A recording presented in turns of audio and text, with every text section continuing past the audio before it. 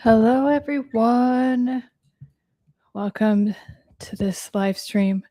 I'm going to answer some of your questions. I'm going to answer questions that I got in DMs or comments about a lot of it is about like narcissists, like defense mechanisms, like around how they treat people differently and overt, covert narcissist, things like that.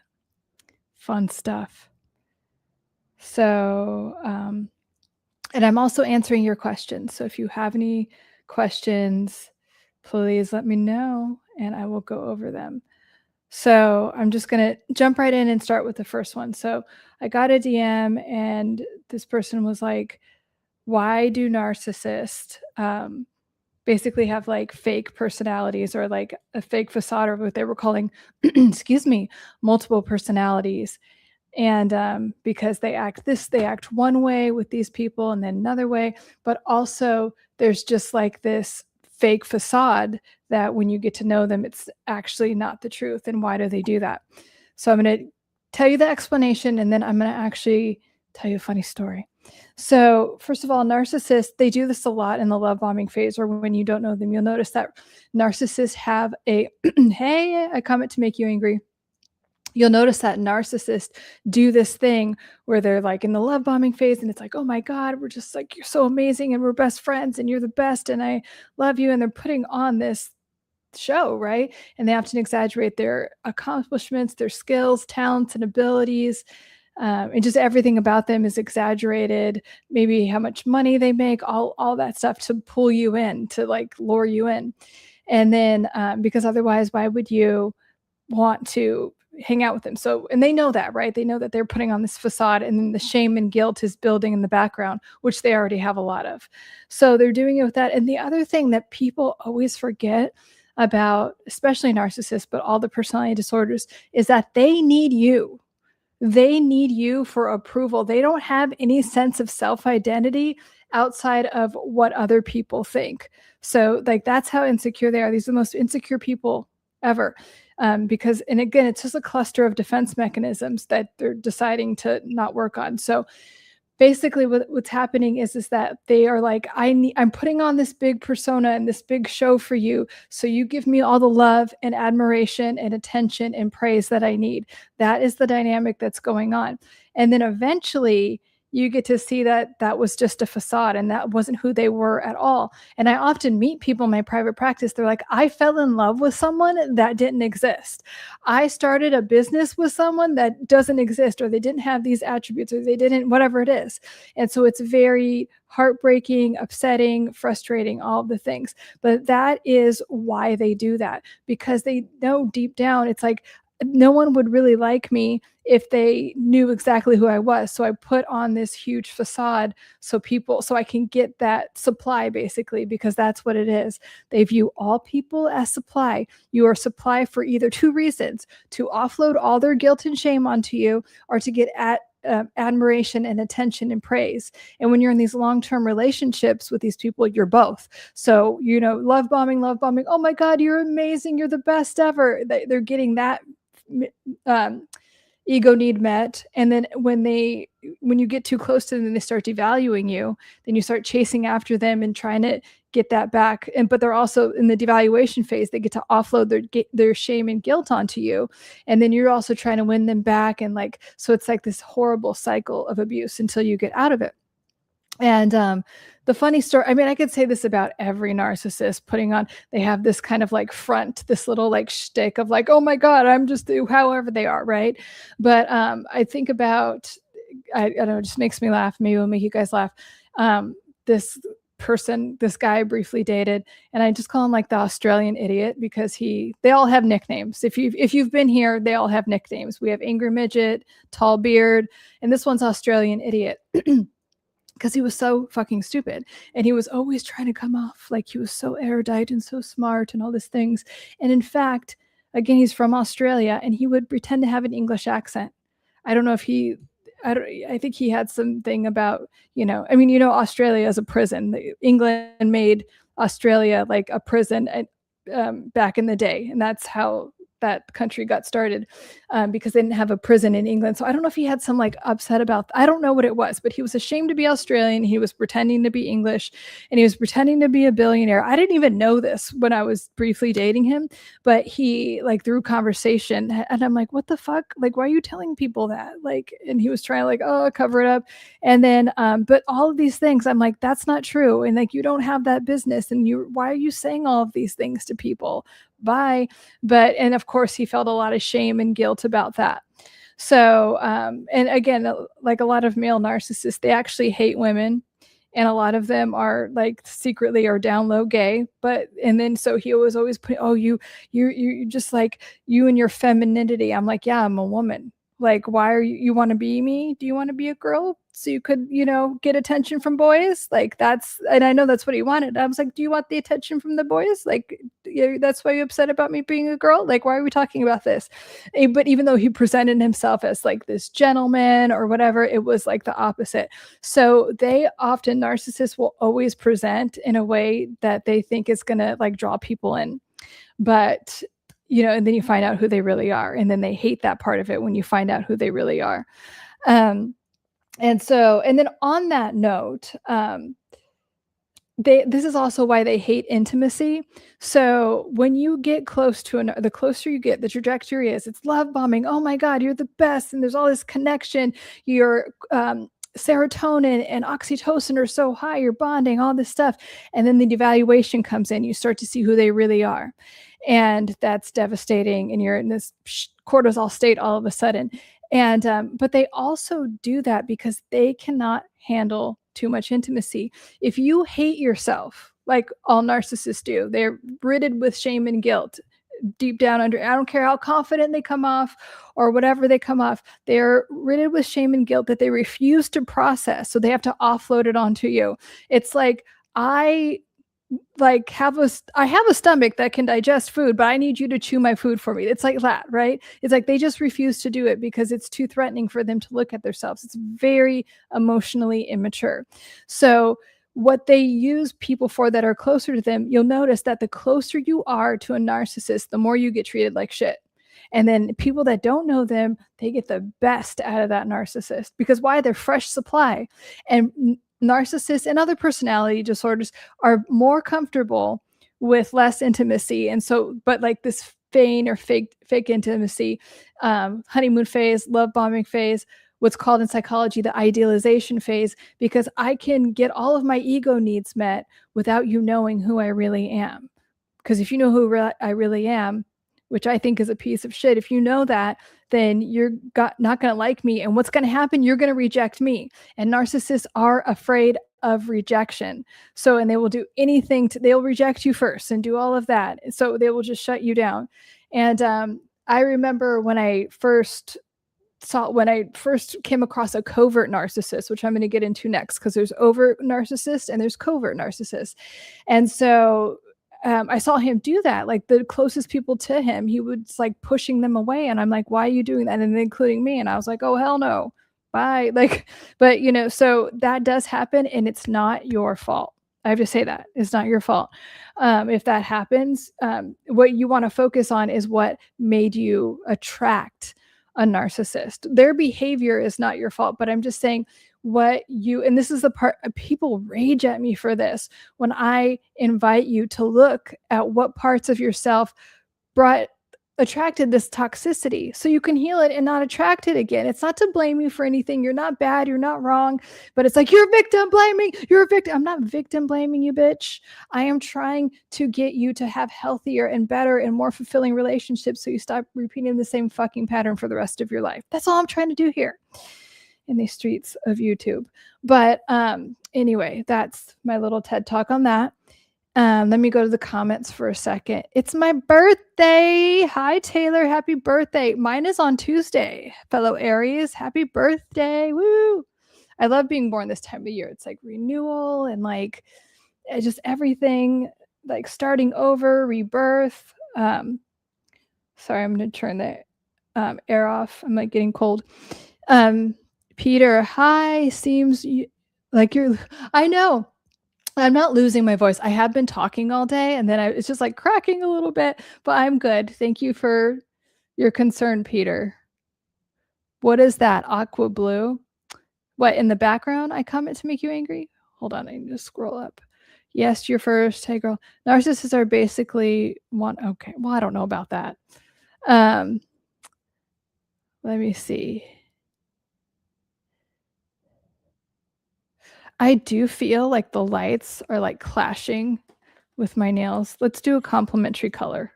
We'll do, no, that's blue. Where's my purple? Okay, purple with the green. I'm okay with that. Okay. Hi, Evelyn. Let's see. Down low gay. Lauren, attention from the boys. What the fuck is happening already? Lauren is about to make someone cry. I'm not making anyone cry again. You need to stop saying that. I got rid of that guy that was wasting your time. That's not about making anyone cry. That's like protecting you guys, because that's not cool. Sorry, I'm trying to turn off the air. And also leave your questions. So if you're new here, I answer questions. Or if you have any updates, if you've been here and you have any updates, I love hearing your updates. Please let me know what is going on. Took a deep breath today, Miss Clayton. I'm glad you took a deep breath. Entire rant is why I love Lauren, covert narcissist. That's my next. I'm going to get into covert narcissist. Love you too. I'm not blaming you. Oh, yes, I did say that. Oh, your nails, aqua blue. Yeah, they're like a, tealish thing going on. Aqua blue. Thank you. Okay, so let's talk about covert narcissists, because people, I swear, it's like, I've seen this so many times with my clients, and it has happened to me, like I just said. So you go through all this like healing and understanding about narcissists, and you're like, okay, especially when I work with people, I'm like, okay, I'm not attracting that again. And it's not fully like integrated, but you see the signs when you see an overt narcissist and you're like avoiding it, and like the bragging, all of the, classic things. And then you perhaps might attract a covert narcissist. So a covert narcissist, again, they're both narcissists. At the end of the day, they will all do the same things with the devaluing and everything, but they present initially differently. So I wrote it all down just so I make sure I get all of them. But the biggest thing that I see is that is just what they do is they're the victim.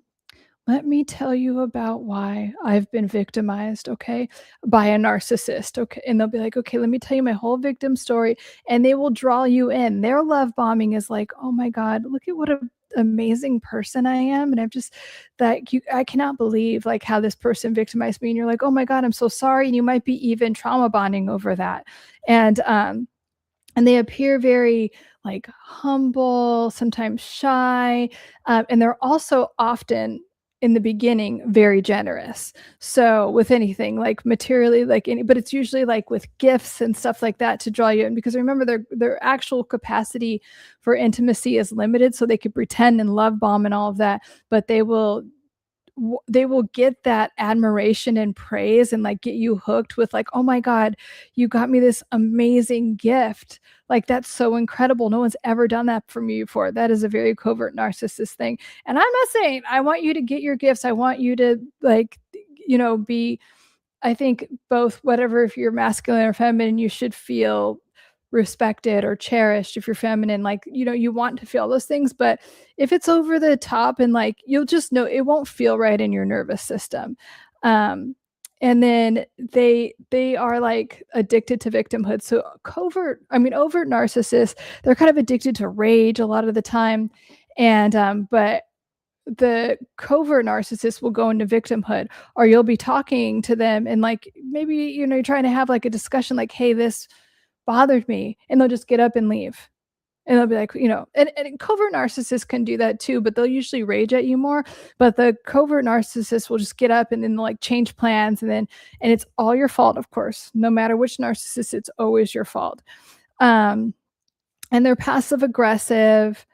They feel very entitled. Now, so do overt narcissists, but they do it in this way. I don't know why. Like, I feel like it's more annoying. It's kind of like, well, I'm just a victim and I'm entitled and I can't, like, I have been through a lot. So please don't talk to, like, please.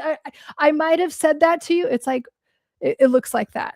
And it's like, I'm trying to have a discussion with you. I understand you're going through a hard time. I understand that you're the victim, but like, we still need to talk about, and they don't do any of that. And then, or sometimes I'm the covert narcissist I dated that I was just mentioning. I brought up, I'm like, hey, can we talk about something kind of made me uncomfortable? He's like, oh, no, I don't want to have this conversation. Oh, okay. So we only get to talk about things that bother you. Oh, okay. Got it. And so it was just very like, if we talk about this, I'm going to break up with you type of thing. So there's always emotionally and psychologically holding you hostage. But yeah, it's like any form of criticism, you get the silent treatment, they're sulking. Whereas the over narcissist will yell at you, they'll accuse you of that. It's just like more aggressive. But both have a lot of underlying anger and guilt and shame. And if you get too close to them, they will eventually reject you. And that covert narcissist, he like, I dated him like 7 years ago.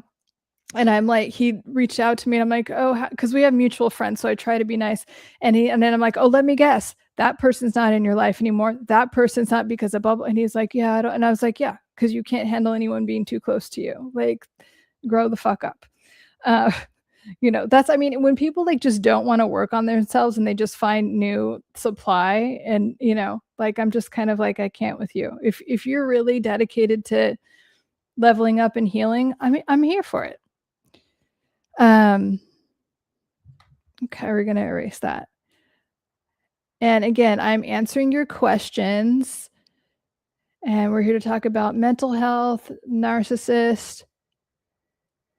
Okay, actually, you can shut the fuck up, John. Let me see. I'm going to put you in a timeout. Just shut the fuck up, dude. Anyway, always a troll. Let me see. Peter says, can you talk about covert narcissism?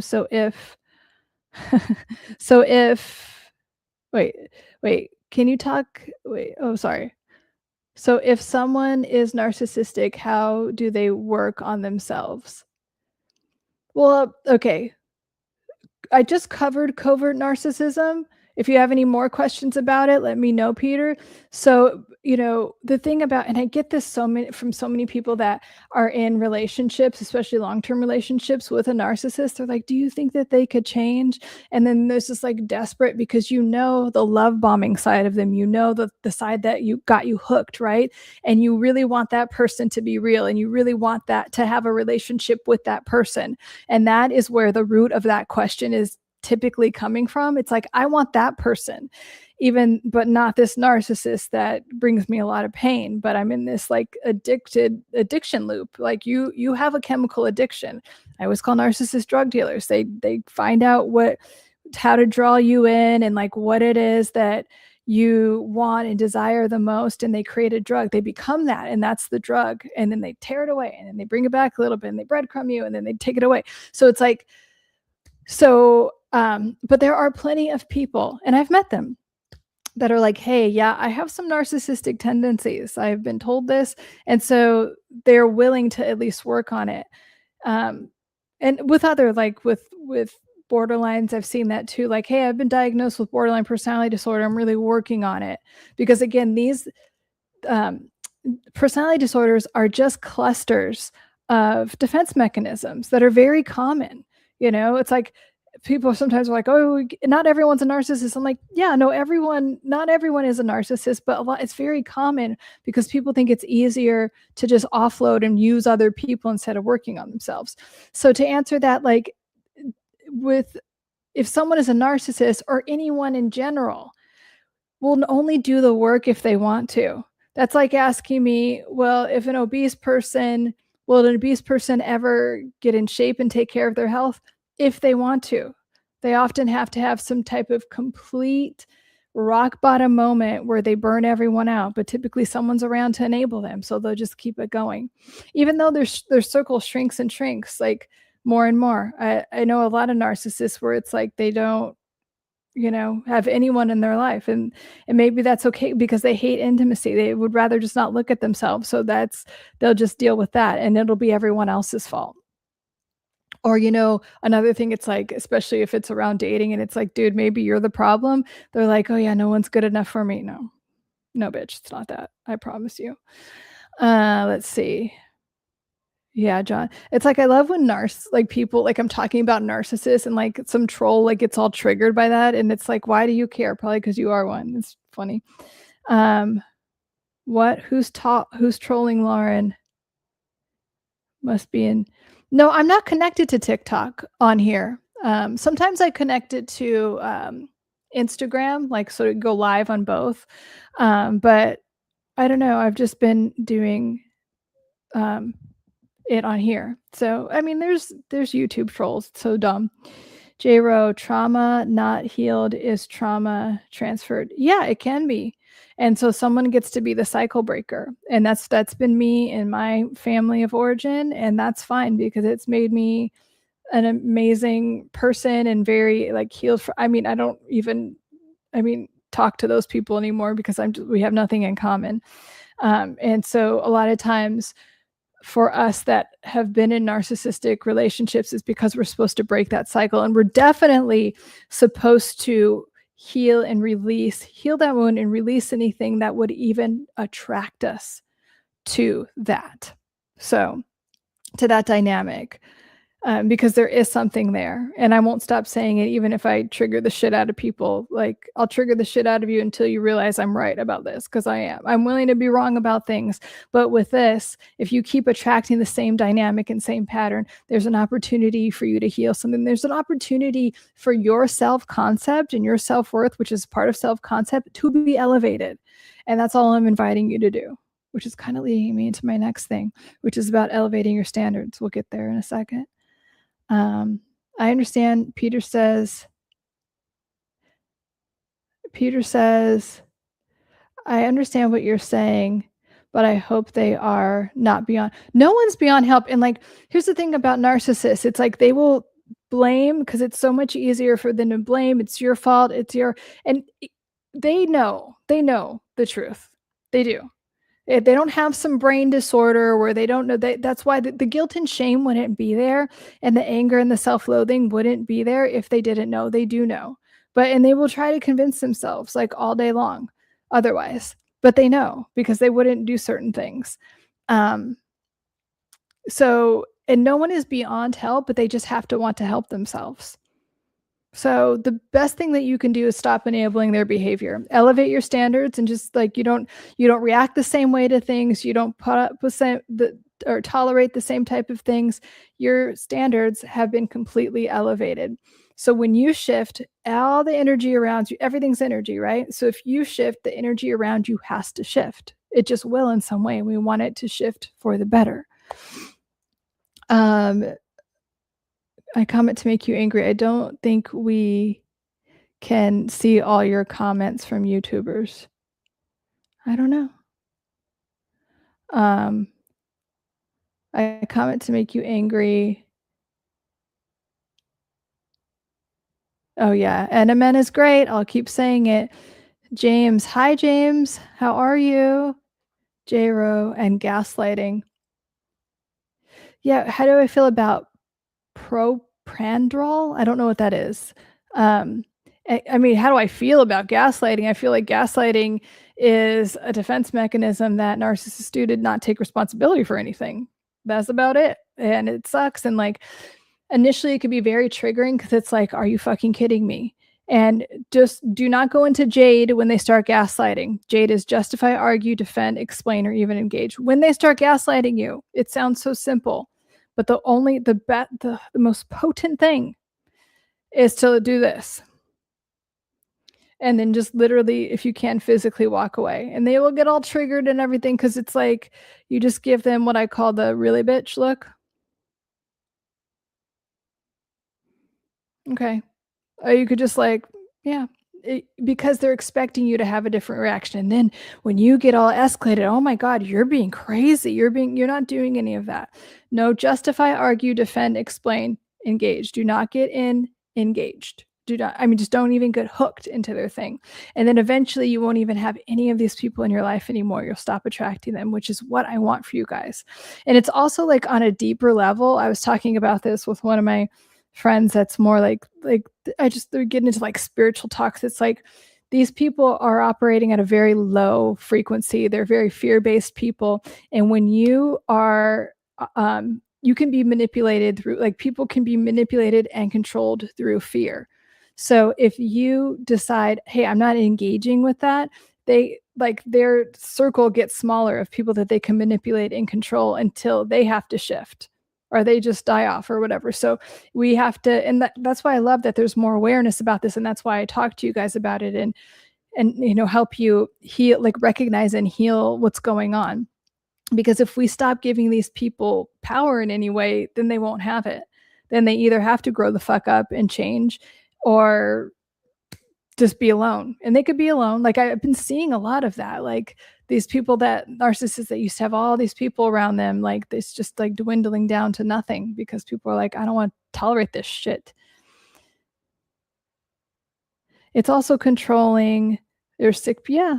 They are mentally ill people, but they can fix themselves. If your arm was broken, if you had shoulder pain, would you just, no, you'd probably want to do something about it. It's the same with this. These defense mechanisms, they all end up in the same behavior. You have these like blow ups with people and like it's all the same. So all I'm saying is just like, it's better to not engage with them. I come to make you angry. That look made me feel some type of way. Do it again. I did it twice. It's just like, just look at them without saying anything. Peter, to be honest, in some ways, I feel on some level I might be narcissistic.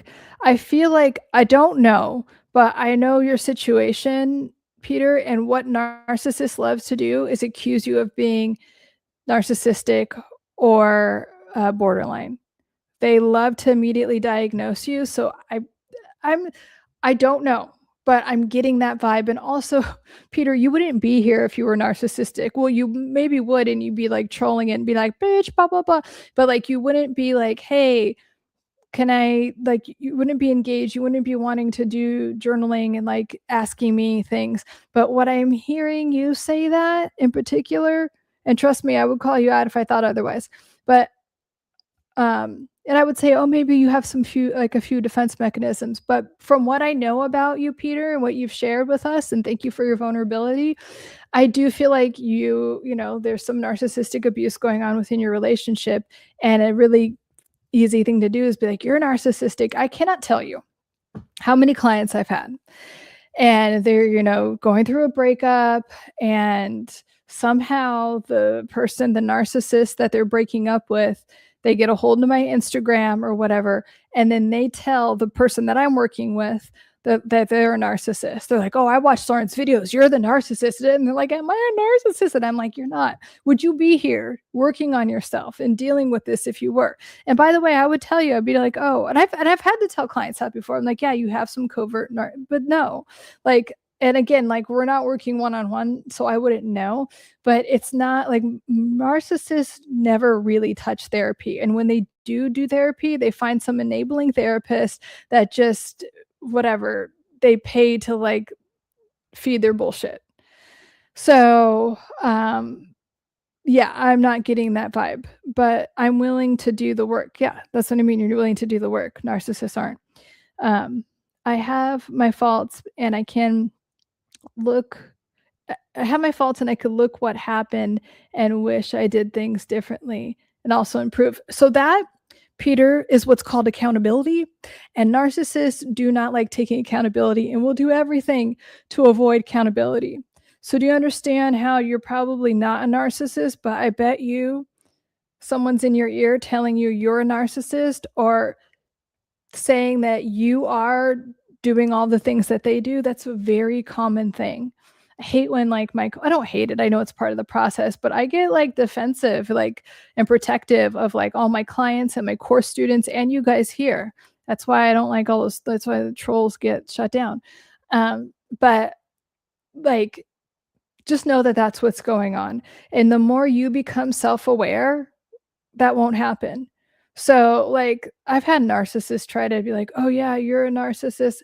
Bitch, you know what? You might as be calling me like a, I don't know, an Asian man that's a sumo wrestler. Like, I don't know. Like, you know what I mean? Like, it's obviously like not gonna hit with me. Like, it's because I'm not those things, you know? You're like, "Oh, you have green hair." No, well, actually, no, I'm a brunette. "No, you have green hair." It's like, you might as well be saying that to me. So when you, Peter, start to get a stronger sense of self, and that's why I'm saying to, like, do the journaling. That's a great way to know yourself. Do the self-concept work. Do the inner child work to tell your inner children who they really are, which is loved, which is amazing, which is talented, which is all of the things that maybe I'm assuming that you know, there's a gap there you could be told more of. So, um, like, let me know if that lands, Peter, but it's an opportunity to do more of that. And also, like, and this was the last thing that question I had in my DMs. But I constantly talk about is you have to elevate your standards. I believe that you should always be elevating your standards. So it's like this, and it just gets better and better and better, whatever it is. It's like, okay, for finance, my finance goal is this. Now it's this. Now it's this. Now it's this. We always want to be improving because life is about evolving and forward momentum. If we're stagnant, we're actually declining. So we want to just always improve in some type of way and having your standards. And what I have my clients do and everyone is put health. What are your standards for your health? Wealth, relationships, career, and also in relationships with other people. And you could delineate it like friends, family, myself. That's the most important one. Romantically, with my kids, like really delineate all of the relationships. And then career. But wealth and career are different. I put them in different categories because it's like I get to have this amount of money no matter what. And then career is like, this is what I want out of my career. It needs to be fulfilling and whatever. And then spiritually, whatever that means to you. I'm not talking about religion. If you're religious, fine. But like, do you want to trust God more? Do you want to be able to manifest faster? All of those things, which includes like just trust, I believe. So in every category, delineate your standards. And they should be higher than they were last month. And you want to keep going in that type of direction. Let me scroll up. Paralysis is a medication for my anxiety, and it was recommended, but I hate taking it. Just okay. J Ro, yeah, I've talked about this before, and I kind of try to be like, you know, whatever about big pharma because big pharma is very harmful. And I do not believe that any type of like these medications do not have your best interest in mind. They only suppress things. And what happens is you have this huge rebound effect and plus all the fucking side effects that are terrible for you in so many ways that I won't even delineate. I mean, they can't even run a commercial without talking about the side effects. And I think, and I know that they run deeper than that. And so not only does it not help the problem, it makes it worse. And so your anxiety is there trying to inform you that there is something that you need to release, that you get to release, that you've been holding on to. There's some type of wound. There's something there to let go of. Anxiety is worrying about, and it's like a hyperfixation on something that hasn't happened. What is better to do is work with a therapist that would help you understand, like, where did you have to be hypervigilant when you were a child? Where do you feel unsafe? Anxiety is about like security and safety often. So can you do a lot of work and inner child work around, hey, like, first of all, with the inner child work, okay, which one of you, my teenager, like which my 8-year-old, my 10-year-old, like who feels unsafe? It might be all of them. How can I make you feel safe? I am so sorry that when you were 7 years old, like this happened and you didn't feel safe, but I'm here to make you feel safe now. It's say the date, say the full date. It's whatever, April, blah, blah, blah. And now we are going to do things differently. Now you are safe. So I would get deep and do work like that with you. And I've done that with people. Anxiety gone. No more medications. You know, I've had several clients, but one of them she really took to it because she got down to like her breaking point, and she's like, I've been on every medication, literally. And I smoke way too much weed, and I drink way too much alcohol, and I know now it gets in my head. And so I'm willing to, like, she met me and she's like, I'm willing to admit, and like I honestly fully believe that this can be cured if I could change my mind. I just need someone to help me reprogram my mind. I'm like, I got you, girl. And she, like, because she wasn't arguing for any of her limitations or but it we got rid of it in like a month. And then she got her defibrillator out, and like her health really started to improve. Then she started her own business, and like, do you see what I mean? How her problems got more and more like better, like from survival to like champagne problems. And so I would highly recommend, and again, I am not your doctor, this is not medical advice, but I don't think anything well of like any of the psych meds. And by the way, psychiatrists are medical doctors that literally sit with you for 15 minutes and write a prescription for an organ, your brain, that they never actually examine. This is why I like Dr. Amen's work. And on TikTok, I promote Dr. Amen's products, the Brain MD products, because he is the only psychiatrist that actually looks at the brain and be like, okay, you have this. And what does he do? He recommends fucking supplements like saffron and things like that that are going to help you, whatever, rewire your brain depending on what it is. Now, it's a lot less lucrative than big pharma. So, like, it's just all about money. And you could look it up. You could look up all the stuff about the Rockefellers and like how all this stuff got started. But I don't want you to be in that matrix of being so dependent on it and just staying in this cycle of what I think is very abusive. That's my thing about any type of psychiatric medication. James, what is the definition of empath? Of a empath going supernova? What is the definition of it?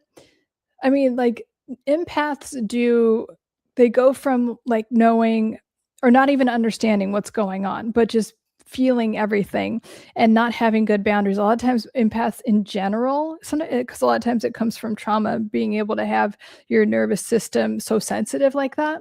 But regardless, it's difficult for empaths, like I'm one, so to like learn boundaries. And learning boundaries is the most important thing, like energetic boundaries around just everything. And then when you do, you start to, like, you have this like backswing of like, whoa, get away from. And then this other part of it with supernova, and like there's another definition that it's called the something phase. I'm totally blanking out on it, but it's the same thing where you like reach this level of consciousness where you kind of like, it doesn't really present like Asperger's, but I've been misdiagnosed with that because I am like, I really do not give a fuck. Like, I see everything, I see what it is, and so I don't give a fuck. Like, you've already played yourself out. I didn't notice. I mentioned this in a video that's pinned in my Instagram. It's like one of the most dismantling things that you could say to a narcissist. And I just said it like, cause I was being all like, whatever, Asperger, and I'm like, you've played yourself out. And they're like, what the fuck? Fuck does that mean? And I'm like, what do you mean? What, you've played yourself out? And so it's like this sense of detachment. But yeah, in being an empath is kind of gangster, and there are levels of consciousness and like boundaries around that are kind of feel very like profound, and they're hard to go through, but they're worth it. Peter, I guess standing up for yourself and your standards is not narcissistic. No, need to build that into more. And this is back, and I've given you this feedback before, Peter, about like when you have been like in a codependent, like people pleasing type of thing where your needs are last and everyone else's needs are first, your nervous system will associate getting your needs met and standing up for yourself and having boundaries as dangerous and like I'm going to get abandoned. And like the narcissist literally tells you that because somewhere in childhood you got told that if you don't act this way, if you don't perform this way, if you don't put other people first, you will be abandoned, you will be rejected, you'll be told you're selfish, you'll be told all of these things. And I have been there.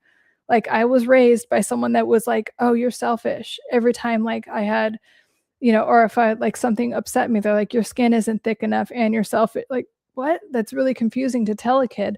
So I get it. And like I understand all the phases, of and then, dating narcissists and then having a boundary or saying something and then getting rejected by them. And it's like, so it is very scary and it could put your nervous system into this flight or fight state. Like you're getting chased by a bear because it feels so threatening. Like, please, like, I'm going to be abandoned. I'm going to be annihilated, but just keep going.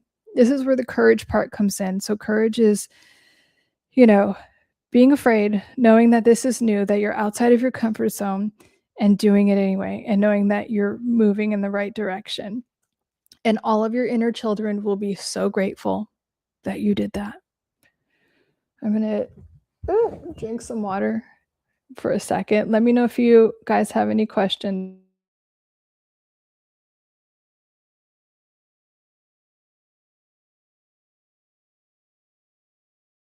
Okay, I just didn't want you to hear me gulp because that would trigger the shit out of me.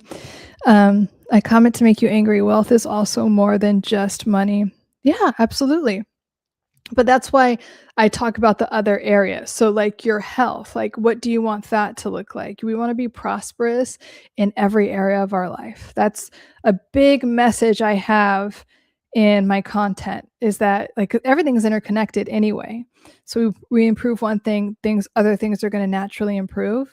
And sometimes I see people kind of like delay, like stop that because it's like, oh, the other people in my life are going to be threatened. Well, they shouldn't be. They should be happy for you. Let's see. James, can you explain what is supernova when a person who is an empath goes supernova on a narcissist? Like, so it was just what I'm saying. They get to this phase where it's just like it just snaps into place and they're like, and they don't, I mean, sometimes it looks like they're exploding, but sometimes like, it's just okay, when it happened to me, I'll tell you like that, but it happens in different ways, but it's kind of like, you know what? No. It's like this instant for me. It was like a raise in consciousness, like I had this aerial view, and it was like I was looking at a previous version of myself, and I was just like, "What am I doing? I don't tolerate things like this." And the narcissist, what happens when a narcissist experiences that is they experience what's called narcissistic annihilation because you're not feeding their ego needs and and you're also not like you're seeing through everything and they don't like that. And they don't like not being able to manipulate and control you. When they realize it's game over and there's no manipulating and controlling you, no, no, sir, no, ma'am. They don't like that. And so they would literally feel like they are dying because, like, again, these people are parasitic. So if they don't have you to drain off of, they're going to feel like they're dying. And then there's this piece of rejection. When you see them and you're like, no, I don't like that, they hate abandonment. They they will do anything to avoid it. And yes, eventually they'll be like, "Oh yeah, it was my decision to in the relationship if it's romantic," or they'll switch everything around to be the victim or to be the one that rejected you, whatever it is. But it does feel like this huge annihilation to them. But you just have this sense of peace that you've never had before. And it's kind of like, you're very untouchable and dangerous. And like, especially when you heal from, and this has been true for me from the primary, like your first narcissist wounding. And it's kind of like, okay, I have healed from that.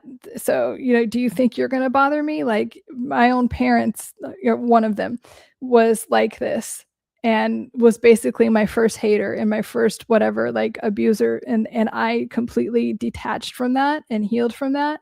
And I remember the exact moment that happened. And it was that one. And maybe it was because it was my parent, and that's like very primitive.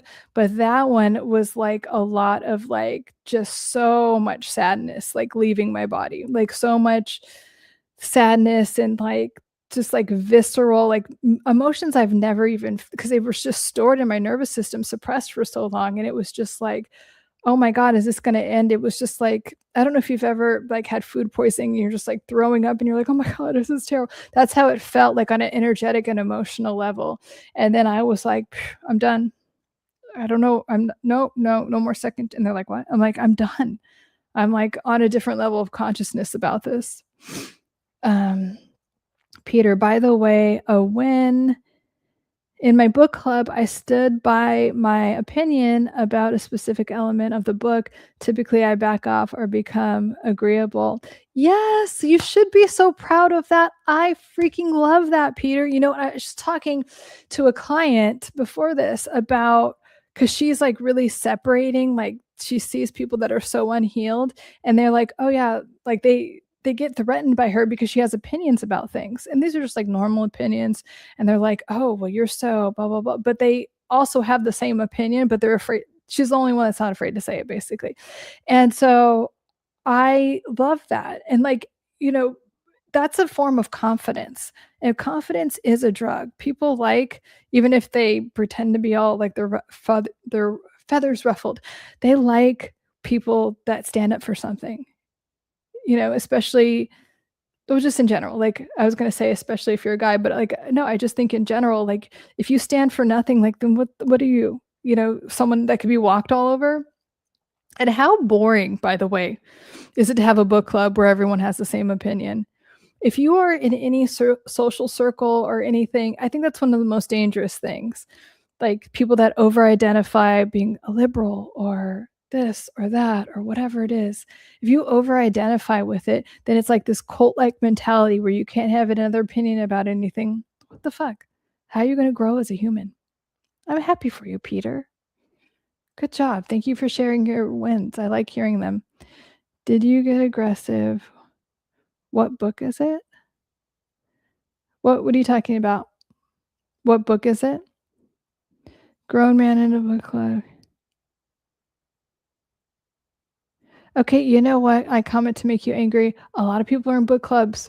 People like reading books and talking about them. Let's be nice. Okay, we're nice to each other up in here. Okay? I like when you're encouraging, Peter. You're good. You're good at encouraging people. I comment to make you angry. Let's do that.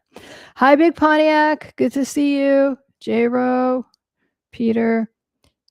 Feel instead of trying to find things that will make you contented, just remove energy suckers. People, habits from your core beliefs will bring more revitalization. Yeah. Again, this is always about redirecting your thoughts and redirecting, because when you do that, you're creating new neural pathways. So it's not like, I got to do this and it's going to be perfect. No, we're just creating whatever we give more attention to and more energy to, we're going to create more of. So yeah.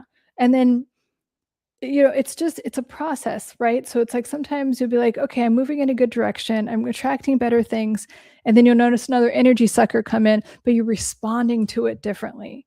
Another thing is like sometimes people will be like, oh my God, I've done all this work and I'm attracting this. No, you're not, because you're responding to it differently. There are plenty of people that are energy vampires and just time wasters and all of that, but it's how you're responding differently. You should be proud of yourself for that. James, wow, thanks for that answer. Wow. Yeah, that's that. Thank you for the question. Like that's a wonderful question. And I have been meaning to do like more content about that, because it's really a trip when that happens and you just have this like, it is, it's like a spiritual awakening, and it's intense and it's like a lot. And yeah, but it's very, very liberating, because like if everything's energy, think about how dark, like narcissistic and borderline and like all the personality disorders, sociopaths, how dark that energy is. And it's been lingering in your energy field, or you've been connected or like linked to this dark energy. And when you let it go, you could see things from a different perspective. And yeah, so it's a lot, but in a good way. I did compliment Peter. You're completely my computer's in the way. Completely. Oh, okay.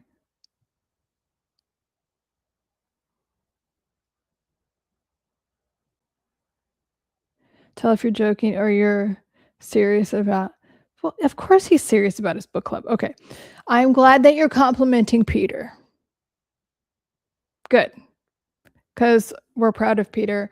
And I love Peter's updates, all of your guys' updates, and you guys ask amazing questions. I love that. I feel very honored to be answering your questions.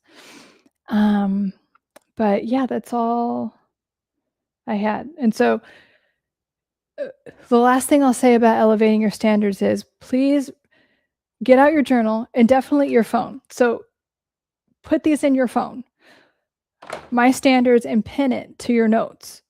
If you have an iPhone or whatever the fuck you have, like there's somewhere where you could write things, okay? And because I want you to look at it every day. And for that to incorporate, sink into your subconscious and your nervous system and everything, so your life starts to draw that in, it reflects it back to you. Whatever you say your standards are, you default to your standards. So if it's like, okay, I always have this much in my bank account, if I like, that's what's going to happen. Okay, so I need you to be really crystal clear about your standards for every area of your life. So definitely do that. Okay. Um,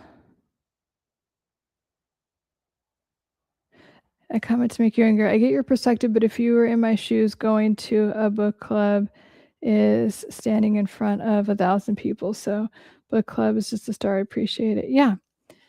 I love the strides you're making. And we all get to evolve and improve in different ways, right? You wouldn't just, if you're working out, you wouldn't be like, oh good, I'm good now. Okay, what happens if you stop working out? So we're always, are maintaining ourselves and getting better in some type of way. That's the point. That is the point of being on this planet.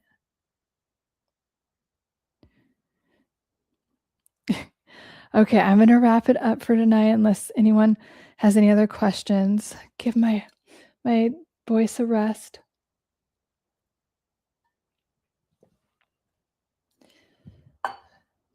Okay, you guys, I will see you for Soothing Sundays. I'm very much looking forward to that. If you have questions for Soothing Sundays, I think I'm going to do another Jose Silva technique. And yeah, but let me know.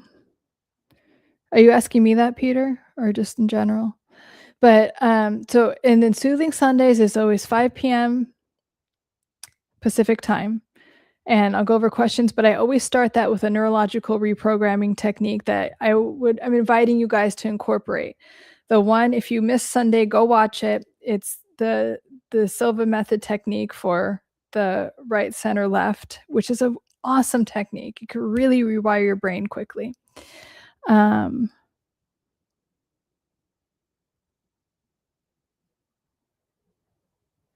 sent me a message. Okay, I'll check my WhatsApp. That was to Lauren or anyone in the chat. My wins, I have a lot of them. Let's see, one I want to share. I just got a glove. I just got a glove through I just got a gliding through life. Don't need wins, just no. Everyone needs wins. Come on. Like, you're not above it. It's just good because again, whatever you give energy to, you're creating a stronger feedback loop with. And I think it's a win, like being here with you guys. I've been wanting to just live stream regularly for so long. And I've had whatever excuses getting in the way that were just excuses. And yeah, now I'm here. I mean, I could be like, oh, my throat is like, my voice, but I'm here. I got through it. It was a little whatever at first. Peter's checking on me, but good. Also, You decide on a red wig day? Oh my god, why are we okay. Maybe I know I'll film some content and do the red wig. I don't know if it's a Soothing Sunday thing. Um, Maybe next week for my birthday, I'll do the red oh, yeah, wait. I'm gonna have to okay, next week, the live stream for next week will also be on Thursday, because that's the only day I don't have plans. But anyway, it might have to be a little bit earlier. Lauren in red is my okay. So we'll think about the red wig. I don't know, it's gonna clash with my nails though. I have to I'm just thinking of excuses. Uh, Fucking right, it's Soothing Sunday thing. We'll see, we'll see. But I will eventually do more red wig stuff. Thank you. You know, I'm here to answer mental health questions, but we're on my red wig. All good. Okay, you guys, I love you. So fun hanging out with you guys. And I will see you soon. Here, you're here, and it's awesome. Glad to see you. You're here. Yeah, thank you. Have you seen my beautiful blue? I have not. Come, come on, no excuses, Lauren. I appreciate it. I will. Okay, I will. I've gotten enough requests. I will do it. And I have been wanting to bust out my red wig, so I appreciate you guys encouraging me.